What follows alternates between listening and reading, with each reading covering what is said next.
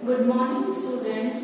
आज हम आपकी जो बुक है डेवलपमेंट ऑफ इंडियन इकोनॉमी, भारतीय अर्थव्यवस्था का विकास, उसका chapter 9 environment and sustainable development, पर्यावरण व धारणीय विकास, जिसमें हमने पर्यावरण के बारे में सामान्य जानकारी पिछले वीडियो में हम पढ़ चुके हैं। आज हम देखेंगे जो भारत की पर्यावरण स्थिति कैसी है, state of India's environment, Bharat में जो पर्यावरण है, एनवायरमेंट है, उसकी क्या सिचुएशंस है और क्या स्थिति है। तो हम भारत एक ऐसा, जिसे हम कहते हैं कि एक ट्रॉपिकल कंट्री है, तो वहां में बहुत सारी हर एरिया वाइज उसमें लैंड में चाहे और चीजों में डाइवर्सिटी पाई जाती है, विविधता पाई जाती है। भूमि की उच्च गुणवत्ता हो से बहुत सारे यहाँ पे रिवर्स हैं, उनके जो सब्स्टिट्यूटरी रिवर्स है, सहायक नदियां हैं, वो हैं, बहुत सारे वन हैं, मिनरल्स हैं, यहाँ पे खनिज पदार्थ बहुत ज्यादा मात्रा में पाए जाते हैं।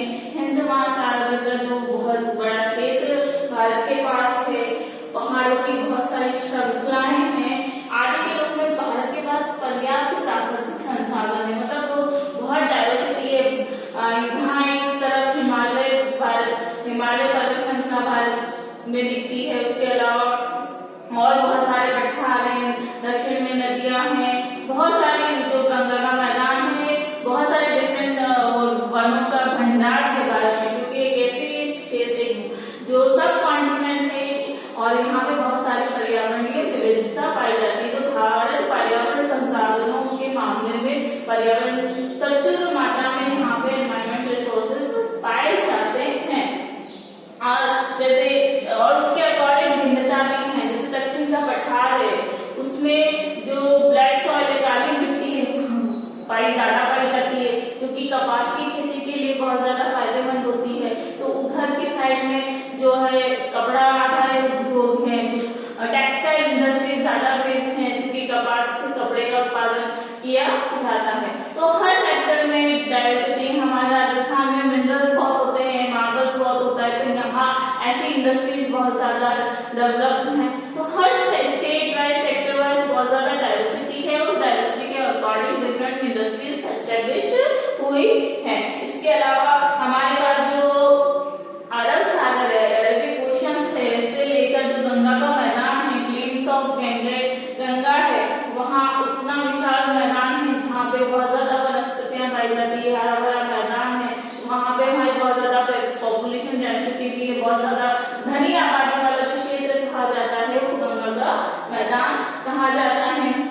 और जहाँ पे विश्व की सबसे गहन खेती और घनत्व वाला, जनसंख्या वाला क्षेत्र माना जाता है, जहाँ एक तरफ पठार है, दूसरी तरफ गंगा का मैदान है, तो बहुत ज्यादा डाइवर्सिटी पाई जाती है और उसके अकॉर्डिंग यहाँ पे उत्पादन की और संसाधनों की प्रचुरता पाई जाती है।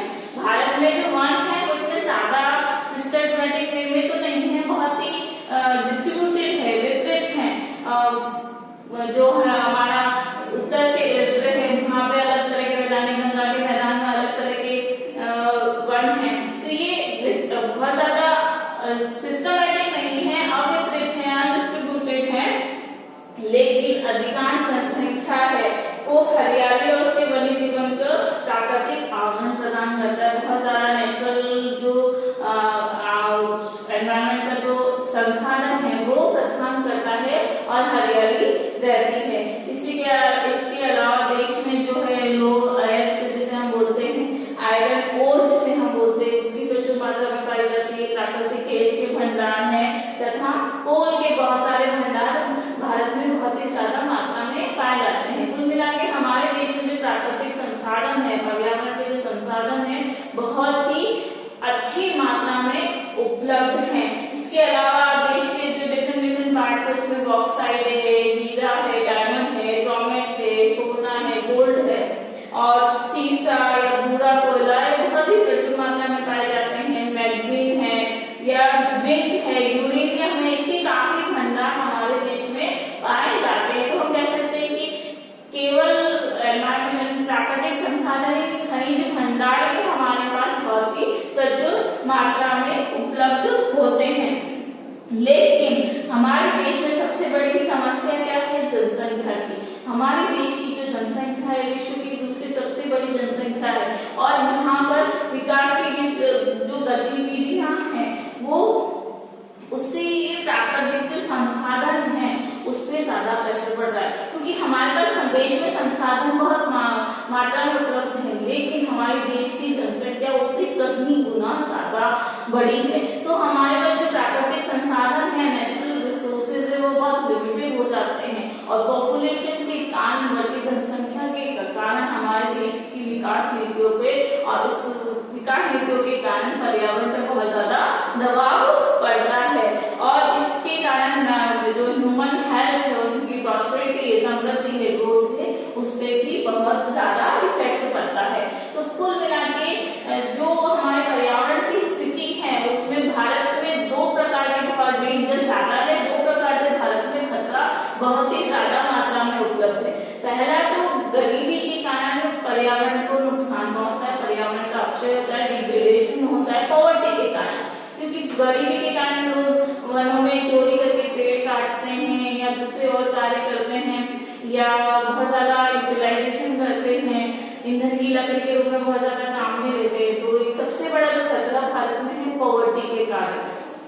सरकार कदम उठा रही है, हमने पहले भी पढ़ चुके हैं पॉवर्टी वाले चैप्टर में, लेकिन जनसंख्या की जितनी हमारी बढ़ती जनसंख्या उसके कंपैरिजन में हमारे देश में गरीबी बहुत ही ज्यादा एक गंभीर समस्या बनी हुई है, सभी क्षेत्रों के लिए और स्पेशली पर्यावरण के लिए बहुत बड़ा खतरा बनी हुई है। दूसरा है कि जितनी भी साधन संपन्नता है, जितने भी हमारे रिसोर्सेस उत्पन्न है, वो उसका तेजी से बढ़ते औद्योगिक क्षेत्र से जो प्रदूषण बन रहा है, जितना हम आर्थिक विकास की ओर बढ़ रहे हैं, इकोनॉमिक डेवलपमेंट की ओर बढ़ रहे हैं और जितना हमारा इंडस्ट्रियल सेक्टर डेवलप कर रहा है, उससे जो पॉल्यूशन बढ़ रहा है वो हमारे देश के लिए सबसे बड़ा खतरा है, क्योंकि हम जो पर्यावरण है उसकी ऑब्जर्वेशन कैपेसिटी से ज्यादा पॉल्यूशन कर रहे हैं, जिससे हमारे देश में हेल्थ जो फैसिलिटीज हैं, हेल्थ इंफ्रास्ट्रक्चर पे जो कि इतना इनफ नहीं है, उस पे भी बल पड़ रहा है और लोगों के स्वास्थ्य पर नकारात्मक प्रभाव पड़ रहा है। तो मेन दो रीजन हुए, एक तो पॉवर्टी और एक पॉल्यूशन, जो हमारे देश के लिए पर्यावरण की जो स्थिति है और जो सोर्सेस हैं उसमें बहुत बड़ा खतरा बना हुआ है।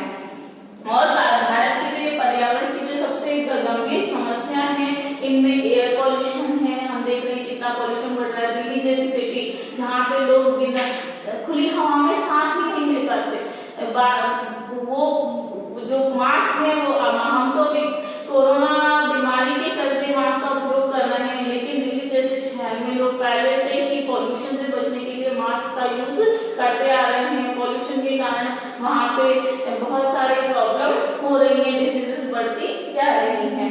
इसके अलावा वाटर पॉल्यूशन है या सॉइल इरेक्शन है, मृदा का जो प्रदूषण होता है, मृदा का जो क्षरण होता है, उसमें जो हमारी जो उपजाऊ मिट्टी है उसका ह्रास होता जा रहा है पॉल्यूशन के कारण, जल प्रदूषण के कारण, एयर पोल्यूशन के कारण।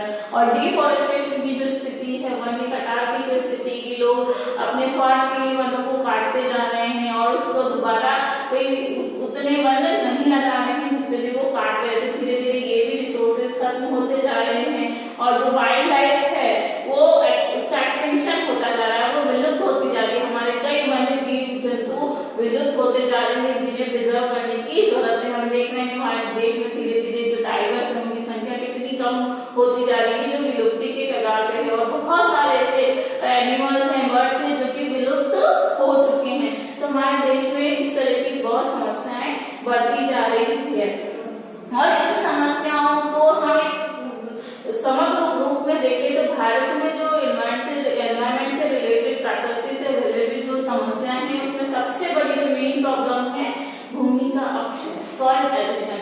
मृदा की जो उपजाऊपन है उसका कम होना, उसका बंजर होना सबसे बड़ी प्रॉब्लम है। उसके अलावा जैव विविधता की हानि, बायोडाइवर्सिटी, लॉस ऑफ बायोडाइवर्सिटी की जो हमारे देश जो कि ट्रॉपिकल कंट्री है और हर रीजन, हर सेक्टर के लिए अलग एनवायरमेंट है, अलग स्थिति है, अलग एनवायरमेंटल रिसोर्सेज उपलब्ध हैं उसमें। इसके अलावा जो शहरी क्षेत्रों में जो प्रदूषण से वायु प्रदूषण होता है वो मेन समस्या है भारत में पॉल्यूशन की। और जो फ्रेश वाटर है उसका मैनेजमेंट ढंग से नहीं हो पा रहा है, जो ठोस अपशिष्ट है, जो सॉलिड वेस्ट मैनेजमेंट है वो ढंग से नहीं हो पा रहा, जो कि पॉल्यूशन के मेन रीजन है।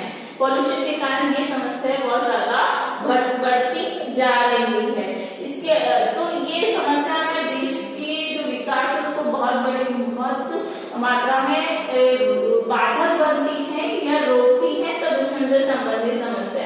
और जो मैं हमने बात करी कि हमारे देश में जो भूमि प्रदूषण हो रहा है, जो लैंड सॉइल एरोशन हो रहा है, भूमि का जो ह्रास हो रहा है, उसके कारण उसके विभिन्न मात्रा रूपों में, जो कि मुख्य रूप से इसके अस्थिर प्रयोग, मतलब हम इसको सिस्टमैटिक यूटिलाइज नहीं कर रहे हैं, और इसके जो असिस्टमैटिक जो फंक्शनिंग सिस्टम है, कार्य करने की जो प्रणाली है, उसके परिणाम स्वरूप हमारी जो है जो भूमि की उपजाऊपन है वो बहुत ही ज्यादा कम होती जा रही है और बहुत ज्यादा हमें नुकसान होता जा रहा है। तो हम देखते हैं कि जो सॉइल एरोशन है, भूमि के अपक्षय के जो मेन रीजन है वो क्या क्या हो सकते हैं। तो सबसे पहला हमारा मेन रीजन तो है कि वनों का विनाश होना, वनों की कटाई होना, कि हम इतने ज्यादा वनों को काटते जा रहे हैं जिसके कारण उससे रिलेटेड जो वनस्पति है, वेजिटेशन है, उसका भी लॉस होता जा रहा है, कि वन खत्म होते जा रहे हैं, क्योंकि हम हमारी प्रकृति में हर चीज और हर क्षेत्र के लिए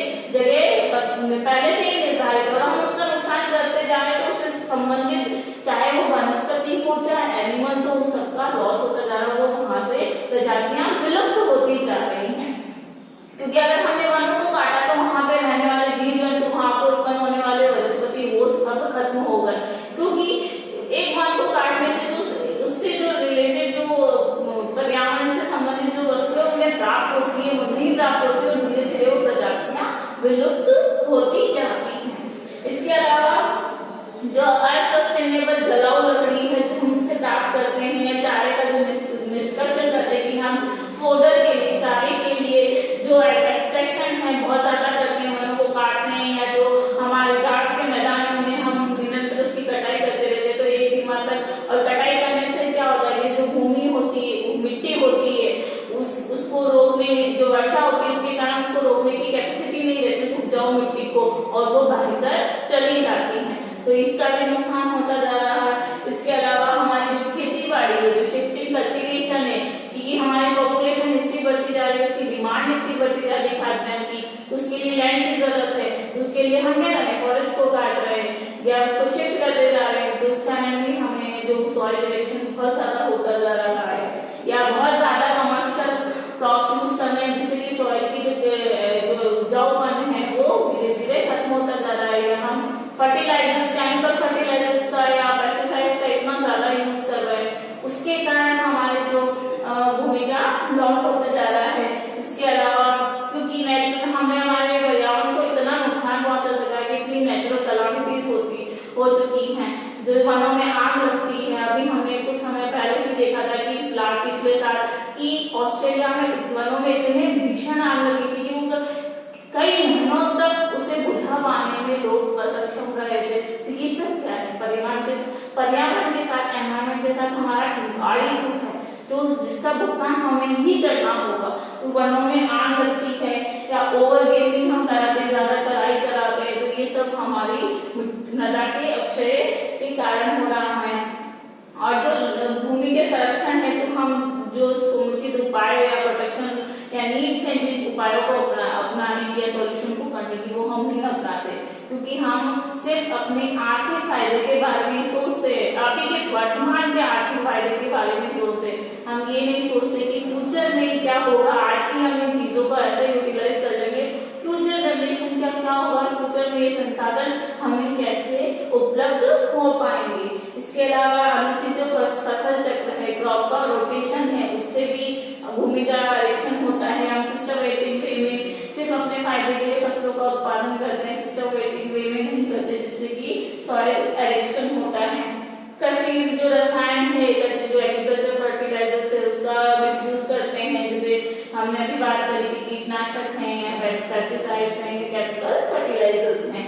इसके अलावा जो हमारी जो इरिगेशन फैसिलिटीज हैं, सिंचाई की जो सुविधाएं हैं, उनको उसका सही मैनेजमेंट नहीं करते, या अविवेकपूर्ण अनऑथराइज्ड उसका मैनेजमेंट होता है, जिसके कारण भी हमारी सॉइल एरोशन होता है। तथा जो भूमि की जो जल संपूर्ण क्षमता है उससे ज्यादा यूटिलाइज करते हैं, जितना हमारे पास रिसोर्सेज हैं, जितना हमें यूज करना है, हम या तो उसका वेस्टेज करते हैं, सही ढंग से इस्तेमाल नहीं करते, उसके कारण भी सॉइल एरोशन होता है। संसाधनों की निर्बाध उपलब्धता, हम क्या करते हैं, जितने संसाधन अभी उपलब्ध है, हमें लगता है बस हमें काम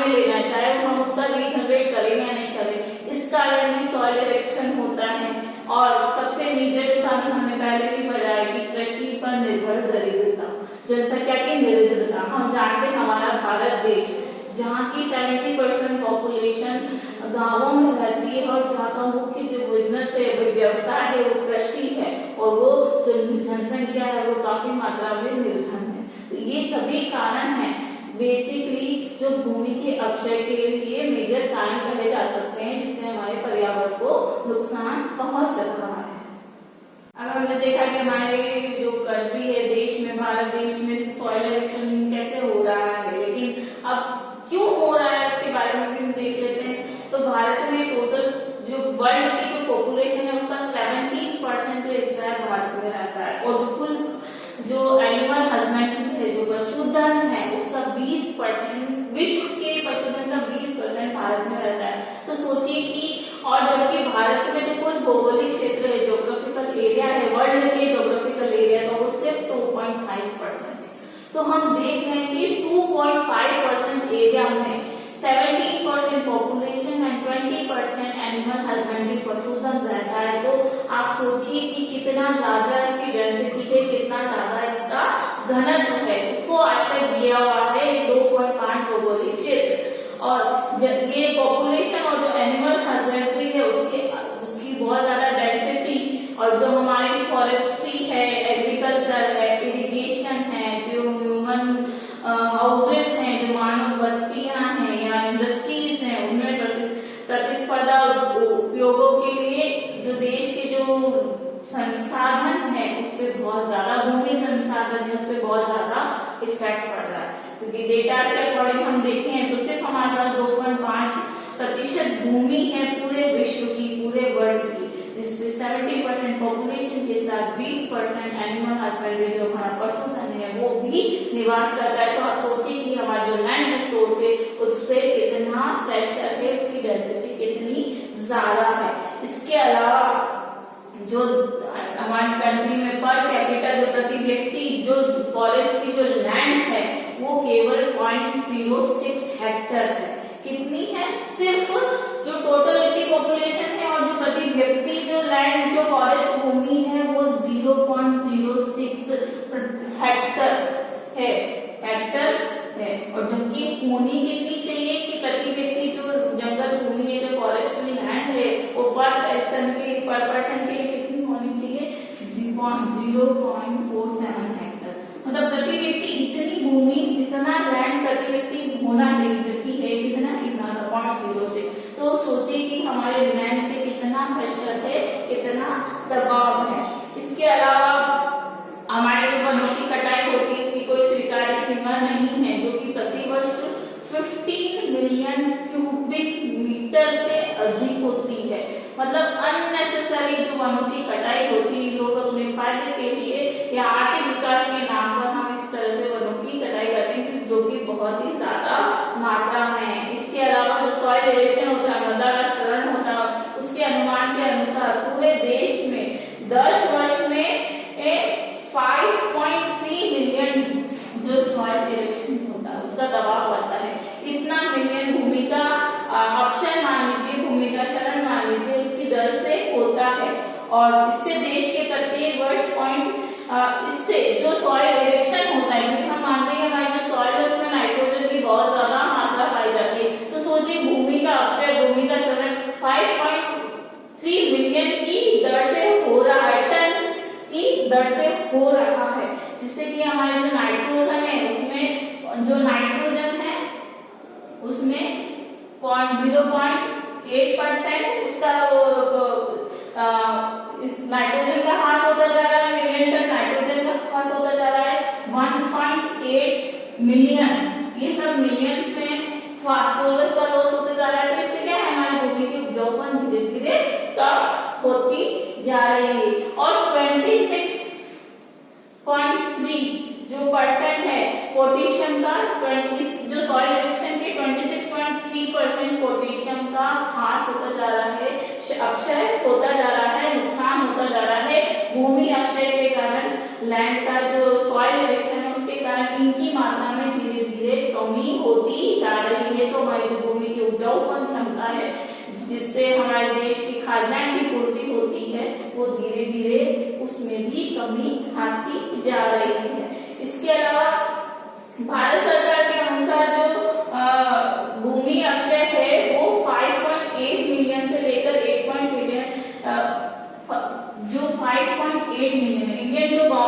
डेटाज हैं उसके अकॉर्डिंग 5.8 मिलियन की जो दर से वो भूमि का एरिक्शन होता जा रहा है। सॉइल एरिक्शन होने की वजह से जो पोषक तत्व है, जो न्यूट्रिशंस है, उसकी कमी कितनी होती जा रही है? 5.8 मिलियन टन से लेकर 8.14। मतलब जो प्रोडक्शन की कर रहा है उससे हमको इतना न्यूट्रिशन नहीं मिल रहा है, ये इतना उसमें लॉस होता जा रहा है कि 5.8 मिलियन टन से लेकर 8.14 मिलियन टन तक के बीच में उसमें न्यूट्रिशन की कमी है, उसमें पोषक तत्वों की कमी होती जा रही है। और ये सब भूमि के अपक्षय के कारण आ रहा है। हमारी जो अनुचित आदतें हैं, हमारे देश की जो निर्धन जनसंख्या है, या जो हमारे देश के औद्योगिक विकास के नाम पे जो हम प्रदूषण फैला रहे हैं, उसके कारण जो भूमि अपक्षय हो रहा है, उससे हमारे भूमि की उपजाऊपन धीरे धीरे खत्म होती जा रही है और जो उत्पादन होता है उसमें भी न्यूट्रिशंस की काफी कमी पाई जाती है। इसके अलावा भारत का जो अर्बन एरिया, शहरी इलाका है, उसमें वाहनों के कारण बहुत ज्यादा प्रदूषण हो रहा है। हम देख रहे हैं कि आज हर घर में 2, 3, 4, 5 व्हीकल्स होते हैं। मेंबर्स उतने नहीं है, लेकिन 4 मेंबर्स 6 व्हीकल्स, तो कितनी ज्यादा वाहनों की संख्या बढ़ती जा रही है। और इसके अलावा उद्योगों से जो निकलता है, जो अपशिष्ट निकलता है, जो खराब पॉल्यूटेड जो मटेरियल निकलता है, उसका जमाव धीरे धीरे हम उस भूमि पे करते हैं कि अपशिष्ट निकला, डाल दिया उसे किसी भूमि, तो उससे उस भूमि की उपजाऊपन खराब हो गया। इसके अलावा जो थर्मल पावर जो संयंत्र है, जो इंस्ट्रूमेंट्स हैं, उसके कारण भी बहुत ज्यादा वायु प्रदूषण बढ़ता जा रहा है। एक तो लैंड का तो होता ही है, इसके साथ साथ एयर पोल्यूशन भी होता जा रहा है कि उस हवा में उड़ने से जो हवा की शुद्धता क्या है, इंडस्ट्री के जो वेस्ट मटेरियल्स होते हैं उससे क्या हवा में उड़ेंगे तो हवा का पोल्यूशन बढ़ता जा रहा है। और ये जो वाहन जो व्हीकल्स है, उसका जो वेस्टेज है, उससे पोल्यूशन के कारण बहुत बड़ी गंभीर समस्या होती जा रही है। हम एक डेटा के अकॉर्डिंग, एक स्टडी के अकॉर्डिंग, जो 1951 में हमारे देश में, 1951 में हमारे देश में केवल 1951 में 3 लाख थे वो वाहन थे, और जो 2016 में 16 तक 23 करोड़ हो गए। आप सोचिए कितनी तेजी गति से हम वाहनों का उपयोग करने लगे। तो सिर्फ वाहनों की संख्या है, इसके अलावा जो इंडस्ट्री से जो पॉल्यूशन निकलता है उसकी कितनी बड़ी मात्रा है, जो कि हमारी जो पर्यावरण को बहुत नुकसान पहुंचा रही है। इसके अलावा 2016 में व्यक्तिगत परिवहन वाहन की संख्या कुल पंजीकृत वाहनों की 85% थी। मतलब पर व्यक्ति जो व्हीकल्स होते हैं 2016 के अकॉर्डिंग, वो टोटल जितने रजिस्टर्ड वाहन है उसका 85% थी। मतलब कि हर व्यक्ति पर्सनल जो व्हीकल्स है उसका रेशियो ज्यादा है। टोटल जो किसी भी डेवलपमेंट में यूज आने वाले इंडस्ट्रियल व्हीकल्स जो होते हैं, उसके अलावा जो पर्सनल व्हीकल्स है उसमें उसका परसेंट 85% है। मतलब 100 वाहनों का अगर रजिस्ट्रेशन है तो उसमें से 85 वाहन जो पर्सनल व्यक्ति यूटिलाइज कर रहा है, प्रति हर व्यक्ति यूज कर रहा है। तो देखिए इससे कितना ज्यादा पॉल्यूशन हमारे देश में होता जा रहा है।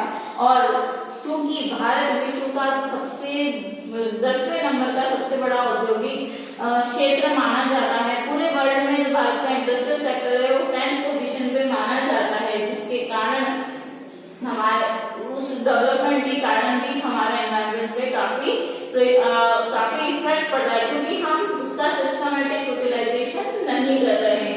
इसके अलावा जो अप्रत्याशित अनएक्सपेक्टेड रिजल्ट्स जाते हैं, जो मैनेजमेंट जो सही नहीं होता है, या जो अर्बनाइजेशन हम कर रहे हैं, शहरीकरण कर रहे हैं, ग्रामीण जो जनसंख्या है शहरों की तरफ फैलाने कर रही है, जो पॉल्यूशन है या जो एक्सीडेंट्स होते हैं उनका रिस्क फैक्टर बहुत ज्यादा होता है ड्यू टू दिस डेवलपमेंट, जो हमारे प्रॉपर तरीके से इसको नहीं करने के कारण।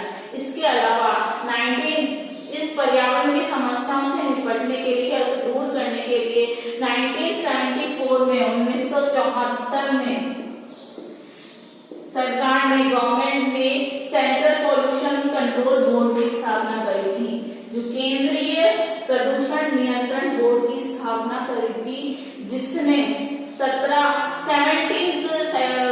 सेक्टर्स को डिवाइड किया था, पॉल्यूशन की श्रेणियां बनाई है कि इन क्षेत्रों से या इन सेक्टर से पॉल्यूशन होता है, उनकी पहचान 17 श्रेणियों में करी कि कोई ज्यादा पॉल्यूशन करता है, कोई कम करता है, कोई मध्यम स्तर का करता है। तो इस हिसाब से उन्होंने 17 ऐसे सेक्टर्स बनाए, 17 ऐसी श्रेणियां बनाई है पॉल्यूशन कंट्रोल बोर्ड ने, जो कि बड़े पैमाने पर पॉल्यूशन करती हैं, प्रदूषण फैलाने वाले उद्योग है, उनकी कैटेगरीज को डिवाइड किया है।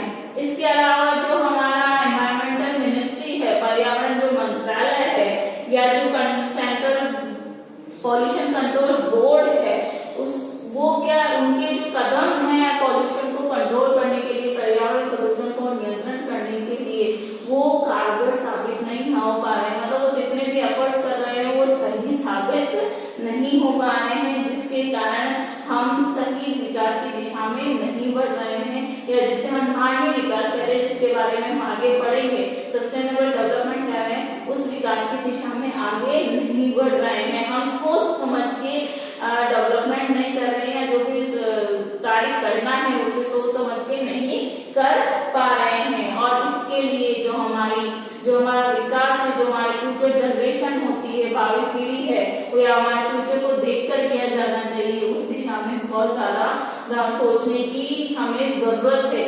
उनके प्रयासों को इस तरह से लागू करना जरूरी है, और ये तभी होगा जब लोग जागरूक होंगे, लोगों में अवेयरनेस होगी। केवल सरकार के करने से ये नहीं होगा। तो जो बिना सोचे समझे जो हम डेवलपमेंट कर रहे हैं, विदाउट थिंकिंग कि आज हमको जरूरत है तो हम उसको यूटिलाइज कर लिया, लेकिन हम ये नहीं सोच रहे कि फ्यूचर में इसका कैसे यूटिलाइजेशन होगा, जब वो संसाधन हमारे पास नहीं होगा तो हम क्या करेंगे, उसको कैसे काम में लेंगे। तो इससे हमारी जो पर्यावरण की समस्याएं हैं, पर्यावरण का जो समस्या होगी, फ्यूचर में हमें आर्थिक संकट, जो इकोनॉमिकल क्राइसिस है, उसका भी सामना करना पड़ सकता है। तो हमें इन दिशाओं में काफी और कदम बढ़ाने की जरूरत है। इस वीडियो में हम इतना ही चैप्टर करेंगे, आगे का जो चैप्टर है वो